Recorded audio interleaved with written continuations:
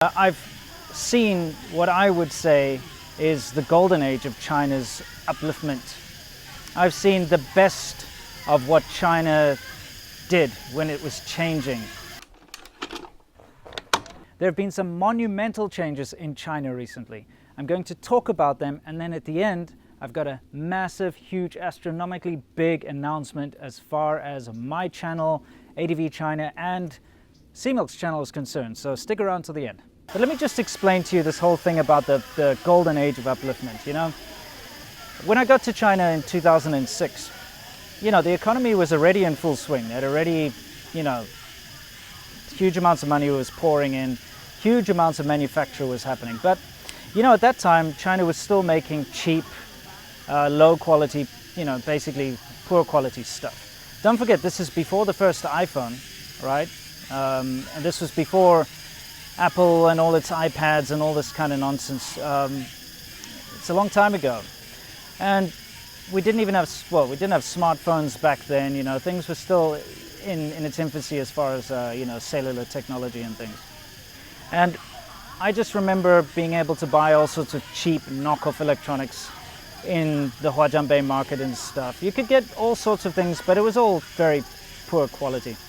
But I saw that change during my time here. Things like Xiaomi coming out, things like Huawei, DJI, these kind of companies that actually produce good quality, like world-class products. So I started to see a big shift when it came to just the quality of things being made in China. So during my time, it went from sort of a cheap, rubbish, knockoff manufacturing industry into like a fairly good all the way up to premium manufacturing industry. But it wasn't only that. I saw things change drastically as far as, you know, quality of life. Started to see a lot more expensive cars on the road. I started to see people, you know, dressing in expensive clothes, lifting themselves up from the lower class into the middle and upper middle class. Of course, I met a bunch of millionaires and billionaires and stuff along the way, but I've never had any respect for them because it's new money and they didn't know what to do with it and just threw it away on garbage. That's besides the point though. I saw things opening up all over. When I first came to Shenzhen, I saw communist propaganda everywhere. You know, there'd be whole buildings with signs on them saying, you know, only have one child, and they'd have like a Soviet era painting. They love to use this like Soviet era propaganda for the Chinese communist stuff, which I find hilarious. I don't mean any insults here, but they copy the Soviet era stuff to a T. So if you look at old Soviet posters and you look at the Chinese communist posters, even to this day, and the statues, they look like they've basically taken a Soviet poster and changed the eyes to look Chinese. That's it, you know, and made the hair black. Which doesn't suit China because Chinese people aren't built like the Russians, you know. They show these beefy sort of like big muscular, rah, with a flag or with a gun or something. But in reality, Chinese people aren't big and beefy like that. So it's comical to me. It's like, I look at it and I just have to laugh. I'm not saying you don't get muscular, tough Chinese guys, you do, but they still are very slender built and they don't look like that. So it cracks me up. Anyway, what I'm trying to say is I saw a lot of that, you know. And I gradually watched all of that disappear. And to me, that was a sign of growth because most of that propaganda stuff's actually very insulting to an intelligent person because it's the kind of thing that's saying you must have only one child, all right? You must work hard for the party. You must do this to do that. It's kind of like as if a parent is talking to a little child, you know. And I just find it insulting for adults, basically. There's no other way I can really put it. So to see that change over the years has been delightful, you know. Hey, 你好。 Hello. 我们准备开音乐了。哦，可以啊，没事，没事。音乐很吵哦。哦，没事没事，你开没事，真的。不好意思哈。啊，没事没事，谢谢。So as I saw the stuff disappear, to me, I thought this was a great step forward, like the real leap forward, if you ask me, because now people were smart enough to know how to run their own lives, and it was happy times all around. You know, things like Western TV shows started to become popular. people watching Big Bang Theory and Friends and, you know, like all the silly 90s stuff and early 2000s stuff. They absolutely loved it. Things were opening up in a big way. By the way, she warned me the music's going to be loud, but we should be able to still continue. If it's really annoying, we'll move. So everything was looking cool. And the people I used to speak to, they had a lot of respect for the achievements that the West had. And, you know, vice versa. I have a lot of respect for what China achieved back in the day. You know, obviously before all the political turmoil, China was a very advanced civilization. Unfortunately, a lot of it was wiped out. So, you know, the remnants, you know, anyway. Besides the point, everything was looking good. Financially, everything was looking good. From a society point of view, I really did see the golden years of everything changed. Old shopping malls getting broken down, new buildings going up in its place, you know, huge amounts of growth and proper steps forward in society here. But then it all started to regress. And it was obviously since Winnie the Pooh came into power. He whose name shall not be spoken unless you want to get deported, basically. So Winnie the Pooh gets into power and starts to clamp down and starts to go back, starts to bring back the propaganda. You start to see communist propaganda signs everywhere. Western TV shows get blocked, you know, things get tougher for foreigners. Nationalist fervor starts getting built up more and more. And you have a situation now where it's incredibly uncomfortable for foreigners to live here. I mean, unless you're just a drunken, blind, foolish, you know, gap year student or something, you know, it won't affect you, of course, if you're just here to mess around. But if you want to live a life here, if you want to have a future here, the writing's on the wall. There is no long-term future for foreigners in China, at least not under the current political climate. So that's what we have, is we have a situation where life is becoming more restrictive.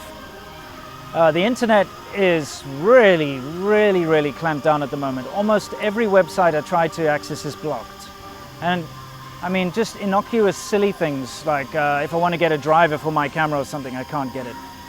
It's really becoming unbearable. Not only are things like the internet become incredibly difficult to access, VPNs being clamped down on, but just life in general. Words are being censored, you know, things that you're allowed to do are being censored. You're not allowed to do this, you're not allowed to do that. Foreign TV shows are no longer allowed to be shown.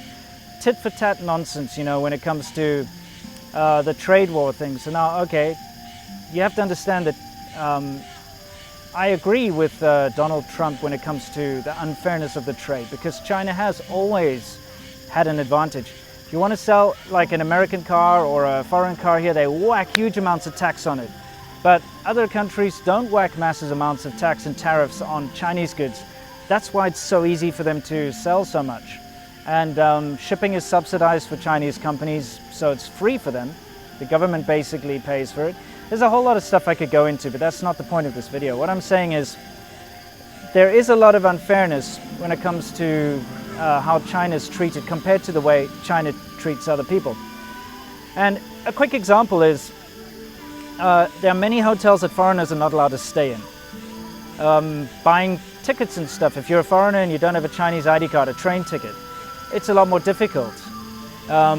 Being a foreigner is really a big handicap in China, whereas being a Chinese person overseas, there are no handicaps in place.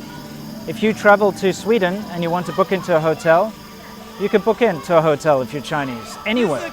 Or America, or the UK, or Australia, you name it. Any country in the world almost, if you're Chinese and you go there, there's not going to be a hotel that says, sorry, no Chinese people allowed. But here in China, if you go out of the big cities, like 80% of the hotels are like, no, no foreigners allowed. And this has affected me personally a lot. So, you know, you can't say I'm talking nonsense. And it's not like only a few. It's the majority of rural-style hotels. So, you know, there's a lot of this nonsense that as a foreigner you're at a disadvantage, but China will cry foul if, you know, they feel like they're being unfairly treated. So it gets on your nerves. The fact that there's no privacy here. I mean, look, I'm really getting off point here. This is not supposed to be a laundry list of complaints about China, because I've got a laundry list of things that I love about China too. And the whole point is, I want to be able to still be positive about China and still make good content, you know, like these women dancing behind me, right? I find that interesting and fascinating that in the middle of the day here, it's almost noon, on a weekday, you've got these middle-aged women dancing and practicing and doing this because they're going to do a performance later or something. I love that kind of thing. They're polite. She came and talked to me, you know. There's a lot of positives. It's difficult to see the positives though when you're under a vice. So how can I continue to make videos about China but in a more positive way, with a little bit more energy and you know, focusing on the good things? Because we can all admit that my videos lately have all been fairly negative, and that's because of all these changes I talked about. It's difficult when you see something you love so much go backwards so much and change so much, and not for the better. If it was changing for the better, I'd be all jumping up and down and, you know. Anyway, there is a way for us to do this. There's a way for me to do this, and that is to get out of China for extended periods of time. I'm not talking about permanently. I'm saying be able to get out of China for a month or two occasionally, you know. Go somewhere else. Get my thoughts together. Remember what it is I miss about China, so when I get back there, it's like, you know, absence makes the heart grow fonder, is the old saying. You know, you don't see your wife or your girlfriend for a couple of weeks, and all of a sudden you start to miss the hell out of them. It's the same with China for me. And in case you haven't guessed, right now I'm not in China. I'm standing in California.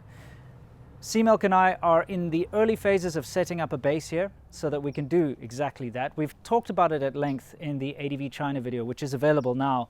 If you haven't seen it, please take a look. You can hear all about our plans for the future. But the gist of it is that we're planning to expand beyond China. Still a heavy focus on China and mainly Asia, but we're planning to go to other countries: Vietnam, Japan, Thailand, India, all of these interesting places, and Korea, etc., etc. There's a whole list of things. We've made a list. We're planning to go to all these different places so we can bring something a little more interesting to you guys, because, you know, China, China, China all the time start to sound like Donald Trump. And I think there's more out there for us to explore. So that's part of the whole thing. So, of course, China still always has to be the base of my channel, always has been. And my wife is Chinese, and I'll be spending a lot of time in China during the year. But this opportunity for me to get out and focus on other things is only going to improve the China videos on my channel. It's going to allow me to clear my head. I've been here now for a couple of weeks with SeaMilk, and I can tell you my whole world has changed for the better. I'm sure you can notice I'm a lot more happy and a lot more positive. Sasha's here with me. We're having a little holiday, setting this thing up. We'll be going back to China in about a week. Actually, sorry, 2 weeks. We have a subscriber meetup SeaMilk and I will be having at the end of the month, and we'll be releasing details on our social media within the week, so keep an eye out on our Facebook pages, Instagram, etc. If you're in Southern California, we're going to have a fantastic meetup. Chinese barbecue, it's going to be fun, so hope to see you there. Anyway, that's it. Please go and take a look at Lau86 SeaMilk's video that he's made about this. He's got something to talk to you guys about.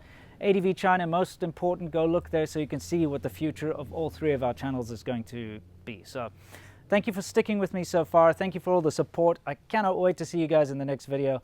And until next time, you know the drill. As always, stay awesome. Hey there guys, while you're staying awesome, don't forget that every single Friday at 1 p.m. Eastern Standard Time, that's American Standard Time, you can see a SerpentZA video. And on Wednesdays over there, you'll be able to see a Lau86 video, also at 1 p.m. Eastern Standard Time. And don't forget the most important channel, ADVChina, where you can see SeaMilk and myself having adventures around the world every single Monday, 1 p.m. Eastern Standard Time. I'll catch you in the next one. Stay awesome.